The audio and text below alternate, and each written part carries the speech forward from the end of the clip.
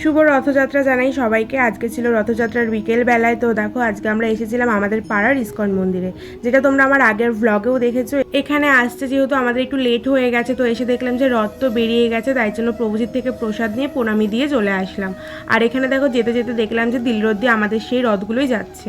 তো ওখানে তো রথ টানা হলো না, কিন্তু আসার সময় দেখলাম যে এখানে আরও একটা রথ যাচ্ছে, তাই এখানেই দেখো রথটা টেনে নিলাম। ছোটোবেলায় কত রথ টানতাম, কিন্তু বড় হয়ে কিন্তু এগুলো আর হয়েই ওঠে না। আর এখন তো বলতে গেলে উঠেই গেছে, কাউকেই দেখিনি সেরকম রাস্তায় ছোটোদের রথ নিয়ে বেরাতে।